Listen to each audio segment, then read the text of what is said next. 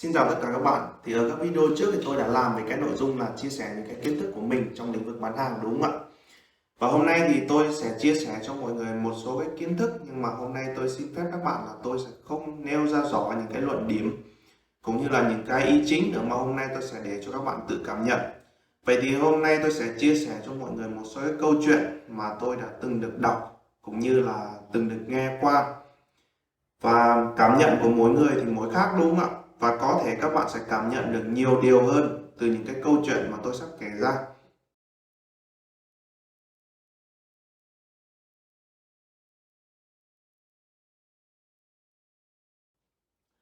Vậy thì cái câu chuyện đầu tiên mà tôi muốn chia sẻ đối với mọi người là cái câu chuyện mà tôi đã từng đọc qua ở một cái cuốn sách.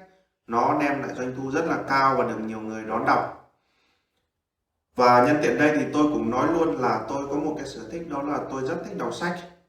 Vậy thì những cái cuốn sách mà đã được một tỷ phú, một nhà chính trị gia viết ra, đúng không ạ?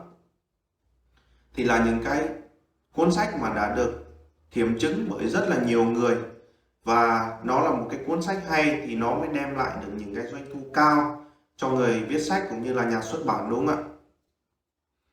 Vậy thì cái câu chuyện đấy là gì? Ở một cái trang trại nọ thì có một người vợ lấy chồng được 20 năm và có nuôi trong trang trại đó là 10 nhân viên. Và trong suốt 20 năm đấy thì bà vợ làm cái trách nhiệm đó là dọn dẹp và nấu ăn cho cả ông chủ và nhân viên, tức là người chồng của bà. Thì đến một ngày nọ bà có đặt lên bàn một bịch cỏ khô. Các bạn không nghe nhầm đâu ạ, là một bịch cỏ khô. Vậy thì tại sao bà lại đặt một bịch cỏ khô đấy lên bàn?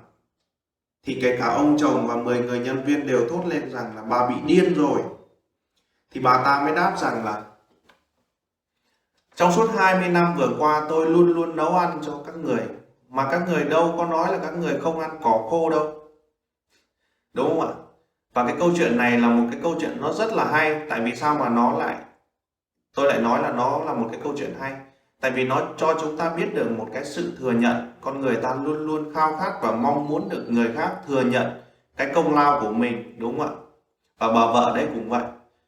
Chúng ta, những người sale, những người bán hàng, đang quên mất cái sự tồn tại của khách hàng, và luôn luôn coi khách hàng là ông muốn mua thì tôi bán, và ông có muốn mua thì ông mới tìm đến tôi, đúng không ạ? Nhưng các bạn đang quên mất rằng là chính khách hàng là người trả lương cho bạn.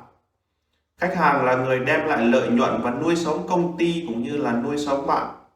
Vậy thì các bạn cần phải thừa nhận và tôn trọng khách hàng trước khi bán hàng.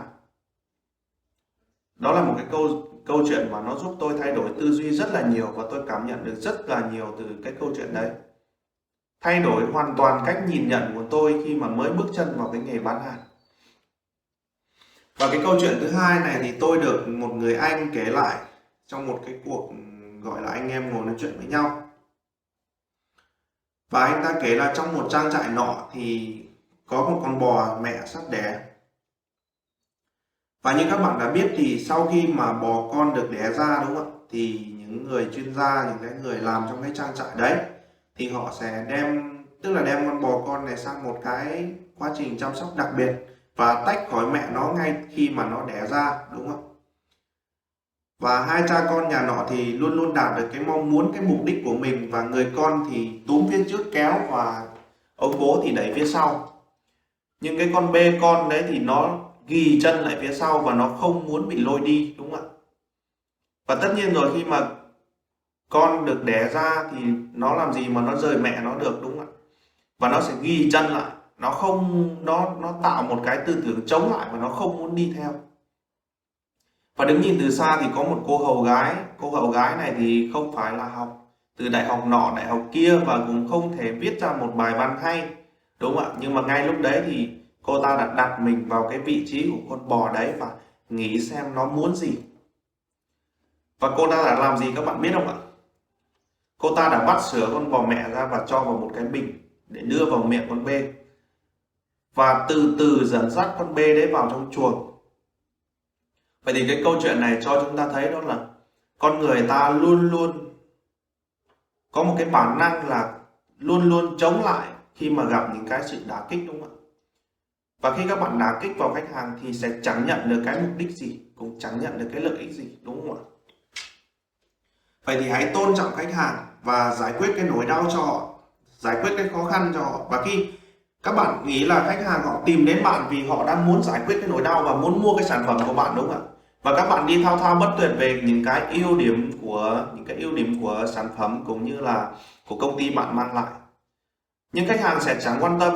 Tôi không quan tâm ông bán cái gì, tôi không quan tâm cái sản phẩm ông có nhiều cái ưu điểm bao nhiêu, nhưng cái sản phẩm của ông nó không giải quyết được cái nỗi đau cũng như là cái khó khăn của tôi, thì tôi mua cái sản phẩm của ông để làm gì, đúng không ạ? Và hãy đặt mình vào vị trí của khách hàng để xem khách hàng họ cần gì. Cuộc sống này sẽ dễ dàng hơn rất là nhiều khi các bạn đặt mình vào vị trí của nhau, đúng không ạ? Và các bạn là một người bán hàng, các bạn phải đặt mình vào cái vị trí của khách hàng để xem cái khách hàng đấy họ đang cần gì, họ mua cái sản phẩm của bạn để được gì. Và một cái câu chuyện thứ ba là một câu chuyện mà tôi tận mắt chứng kiến, tức là người sếp của tôi hiện tại, tức là tổng giám đốc công ty của một cái hãng thời trang lớn nhất nhì trên địa bàn mà tôi không tiện nhắc tên. Vậy thì ngày đầu tiên anh ấy đi học đại học, những năm anh ấy đi học đại học thì đến cái lúc mà anh ấy gần ra trường thì bố mẹ nuôi ăn học và đã cạn kiệt cái nguồn tài chính trong gia đình. Cái điều này thì tôi được nghe từ chính cha mẹ thân sinh của anh ấy kể lại. Và đã rất là khó khăn trong cái việc nuôi anh ấy ăn học. Và đến cái lúc mà gần ra trường, anh ấy đã làm một cái công việc, đó là nhận lại vải từ các cái công ty may mặc và gia công lại cái sản phẩm để nhập lại cho họ, để kiếm thêm cái nguồn thu nhập. Và anh sếp của tôi là một cái người mà đi lên từ hai bàn tay trắng và gầy dựng lên một cái cơ ngơi. Đến bây giờ thì anh ấy đã có một căn biệt thự, có một cửa hàng thời trang cho riêng mình, có một công ty may lớn, và cái hàng thời trang của anh ấy đã đạt đến cái ngưỡng là đứng nhất nhì ở trên địa bàn. Vậy thì tại sao các bạn lại nghĩ là mình không làm được trong khi người khác làm được? Hãy đặt ra cái câu hỏi cho mình và tự trả lời được chưa? Tại vì sao mà họ cũng có hai tay hai chân như mình mà họ lại làm được còn mình thì không? Mà trong khi có thể IQ của bạn cao hơn mọi người rất là nhiều, và có thể bạn làm tốt cái công việc đấy hơn rất là nhiều người. Được chưa? Và vừa rồi thì tôi vừa chia sẻ cho mọi người một số cái câu chuyện mà nó giúp thay đổi tư duy cuộc đời tôi khi mà bước chân vào cái nghề bán hàng. Và có thể các bạn sẽ cảm nhận được nhiều điều hơn từ cái câu chuyện đấy. Thì tôi mong các bạn hãy để lại comment cái ý kiến của mình cũng như là cái cảm nhận của mình xuống phía dưới video này để cho mọi người cùng học. Được chưa? Và những cái câu chuyện này tôi mong muốn là nó cũng sẽ thay đổi các bạn, và các bạn cũng sẽ học được nhiều cái điều bổ ích từ những cái câu chuyện mà tôi vừa mới kể ra. Nếu các bạn thấy hay, hãy theo dõi tôi ở trên kênh. Còn bây giờ thì xin chào và hẹn gặp lại các bạn ở những video tiếp theo. Cảm ơn các bạn đã theo dõi. Chúc các bạn luôn luôn thành công.